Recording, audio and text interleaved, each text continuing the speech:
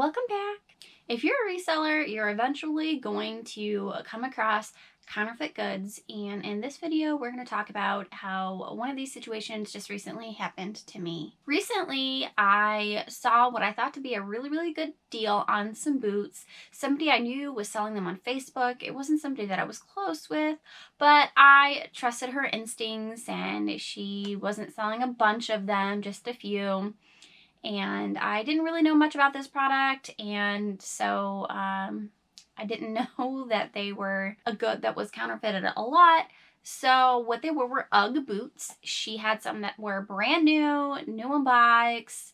They were her personal collection that she was just selling because she was getting ready to move, and she had them for a really good price. So I scooped them up, brought them home, and I was telling my friend about it, and she told me that UGG boots are oftentimes counterfeited and to double check before I listed them for sale. So I ended up Googling, how do you tell if UGG boots are counterfeit? I have never worn UGG boots myself, so I had no idea, much about them other than they were popular and they sold for good prices. So I'm going to tell you guys some of the red flags that I had starting out.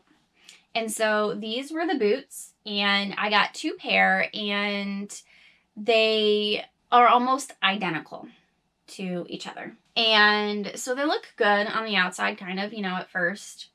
And they came with boxes. The boxes were a little damaged, but they came with boxes. They had hang tags. They had little pamphlets and all of that. Everything looked good. So I started to research to double check, and I sell a lot of shoes. So I looked on the inside tag, and each shoe, the first red flag that I had was when I was photographing the boxes, one boot said that it was classic short, and one boot said it was classic tall, but they were the same exact size. So that was the first kind of red flag that threw me off. Let me show you the size of the other boot. Okay, so these are not the same pair. These are different pairs, and see, they are the exact same height, but one was listed as tall and one was listed as short. So that was my first kind of red flag. So I started doing some more research, and I learned that UGG boots or shoes, they are made with real fur inside their boots. And I've been around enough fabric that I can typically see and know what is real and what is not. And this is blatantly fake. Like, there's no way to even the naked eye that this fur on the inside even looks real. So that was my kind of second red flag. And then when I instantly knew, there was no doubt in my mind that they were fake, is I read that UGG boots never, ever have hang tags. And both of my pairs had hang tags. So that was a for sure to me that it was counterfeit, and the fur was number 2, that it was counterfeit. And just upon looking at some of the other details in the shoes, so if you see, and I don't know if it'll zoom up on this button here, hopefully you can see it.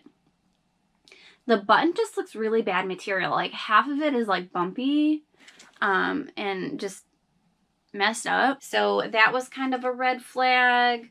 The soles, it's all choppy here on both pairs. That was kind of a red flag.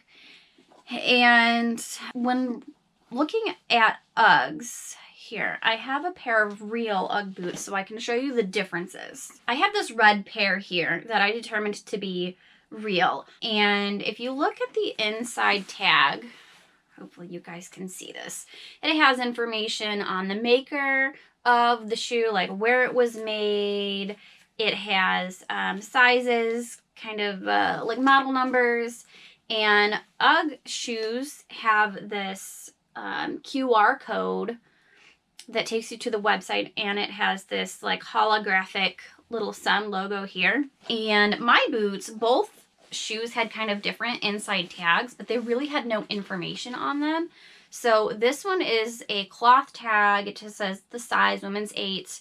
And this one doesn't have a holographic thing at all. The other shoe that goes with this pair has just the holographic picture, but there's no QR code or anything like that. It's just literally like a holographic sunrise, and that's it. And so the tags should look like this inside, and it was kind of a red flag that there was no information other than size on the inside tags. And also, if you're looking at the fur in this side, you can see like the texture is a little bit more natural versus the man-made fur on the inside of that one.